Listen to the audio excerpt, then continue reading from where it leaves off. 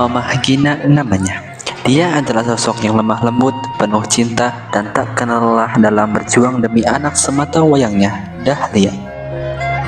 Dahlia, kesini nak, bantuin mama sebentar. Kita harus membawa kue ini ke warung depan sebelum jam 7 nak. Gah! Aku capek lagi pengen santai. Kamu bisa bantu mama sebentar aja nak, nanti bisa istirahat lagi. Kenapa sih mama selalu nyuruh-nyuruh terus? Dahlia gak bisa tenang sedikit aja gitu.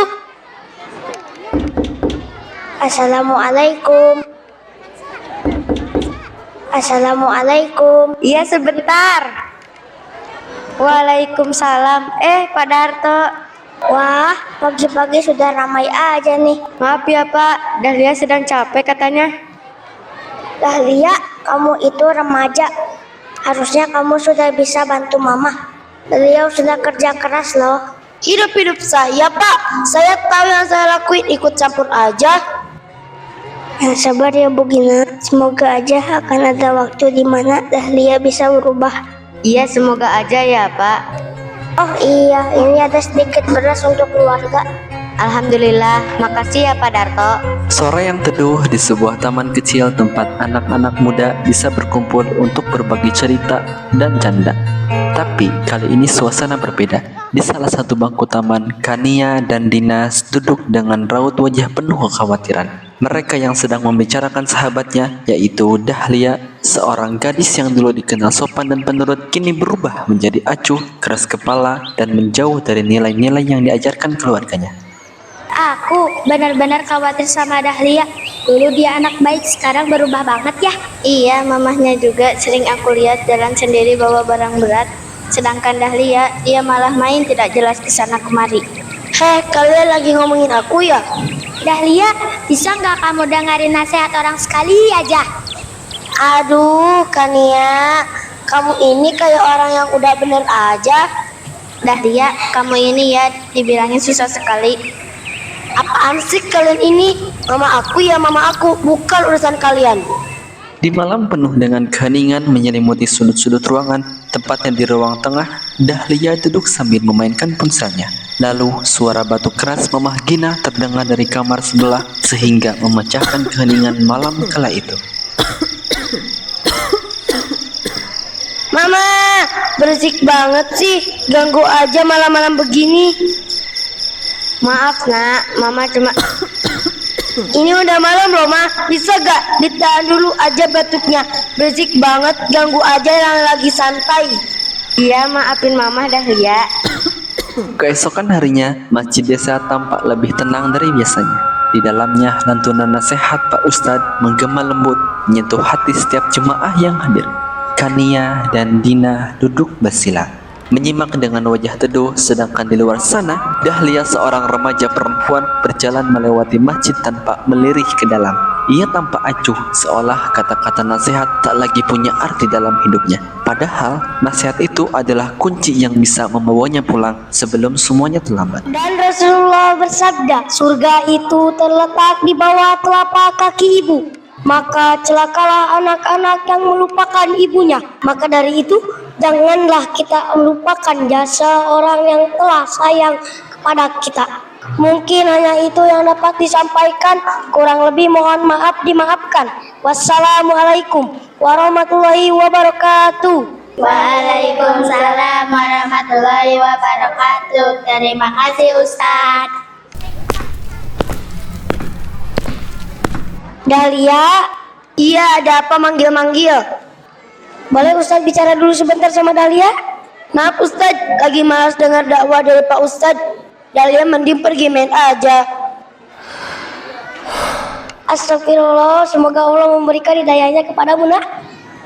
Di ruang tamu sebuah rumah sederhana, duduklah seorang ibu yang mulai renta, Mamah Gina, dengan wajah pucatnya dan tubuh yang mulai melemah. Sementara itu, Dahlia berdiri tak jauh dari sana, sibuk menatap layar ponsel, tak memperdulikan keadaan ibunya yang semakin menurun. Dahlia, Mama cuma ingin kamu mulai berubah nak. Carilah kerja atau apalah yang jelas bisa membantu Mama dan kamu juga nak. Kenapa sih Mak? Mama tuh cerewet terus. Apa-apa cerewet, gak pernah puas. Udahlah, daripada Dahlia di rumah dimarahin terus, mending Dahlia pergi main aja.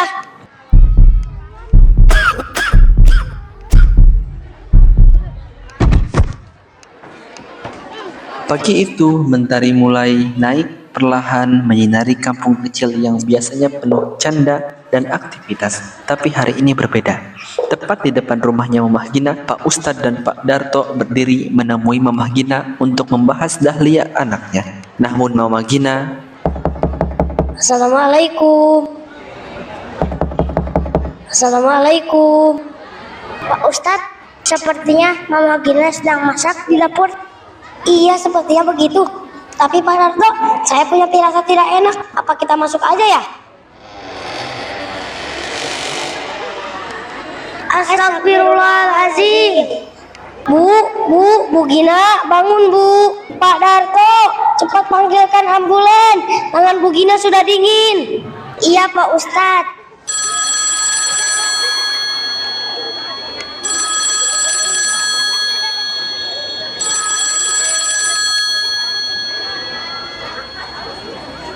Dengan rumah sakit Dr. Laila, ada yang bisa saya bantu? Tolong, ada yang terkena musibah.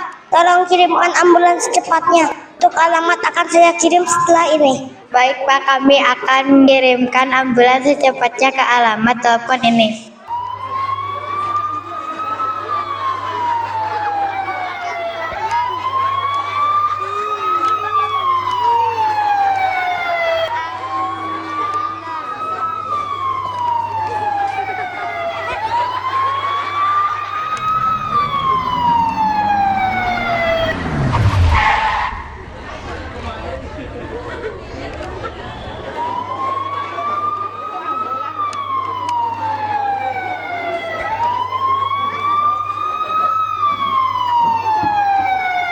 Sesampainya di rumah sakit, Pak Ustadz dan Pak Darto mendampingi Bu Gina sampai Dokter Laila memeriksa Bu Gina hingga suatu ketika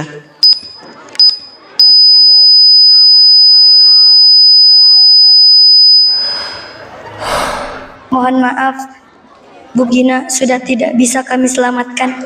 Innalillahi wa inna ilaihi rajiun. Pak Darto, tolong telepon Dahlia agar datang ke rumah sakit. Baik Pak Ustadz.